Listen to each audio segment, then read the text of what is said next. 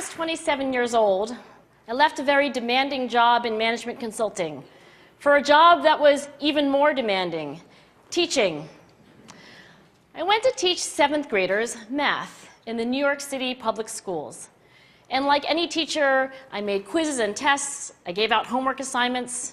When the work came back, I calculated grades.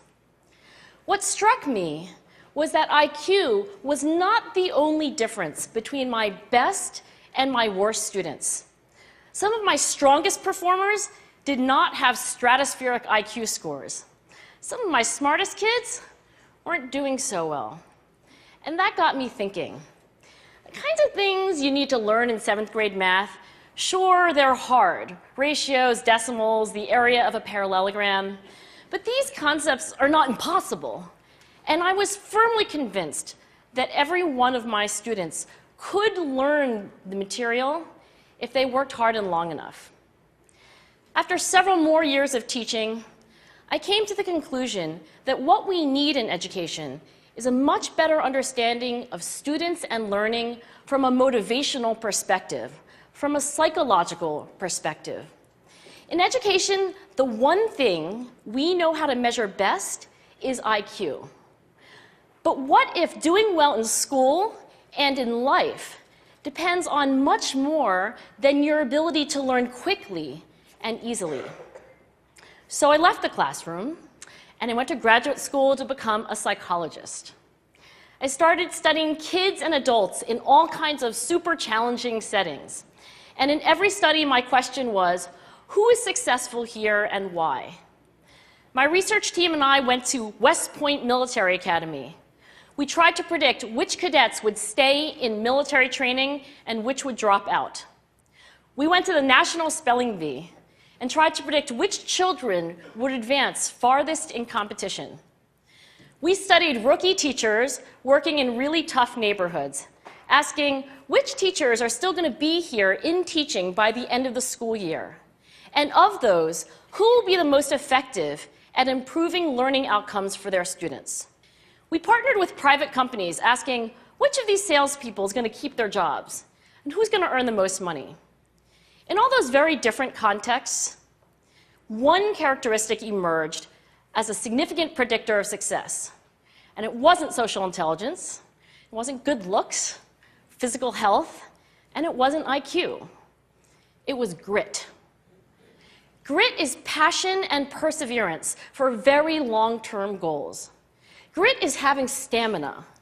Grit is sticking with your future, day in, day out, not just for the week, not just for the month, but for years, and working really hard to make that future a reality. Grit is living life like it's a marathon, not a sprint. A few years ago, I started studying grit in the Chicago public schools. I asked thousands of high school juniors to take grit questionnaires, and then waited around more than a year to see who would graduate. Turns out that grittier kids were significantly more likely to graduate, even when I matched them on every characteristic I could measure, things like family income, standardized achievement test scores, even how safe kids felt when they were at school. So it's not just at West Point or the National Spelling Bee that grit matters, it's also in school, especially for kids at risk for dropping out. To me, the most shocking thing about grit is how little we know, how little science knows about building it. Every day, parents and teachers ask me, how do I build grit in kids? What do I do to teach kids a solid work ethic? How do I keep them motivated for the long run? The honest answer is, I don't know. What I do know is that talent doesn't make you gritty. Our data show very clearly that there are many talented individuals who simply do not follow through on their commitments. In fact, in our data, grit is usually unrelated or even inversely related to measures of talent. So far, the best idea I've heard about building grit in kids is something called growth mindset. This is an idea developed at Stanford University by Carol Dweck, and it is the belief that the ability to learn is not fixed, that it can change with your effort.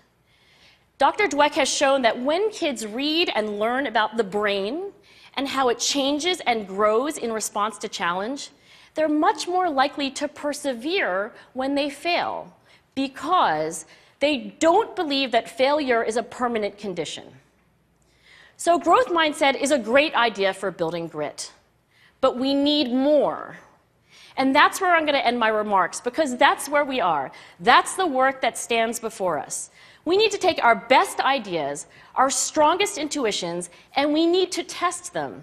We need to measure whether we've been successful, and we have to be willing to fail, to be wrong, to start over again with lessons learned. In other words, we need to be gritty about getting our kids grittier. Thank you.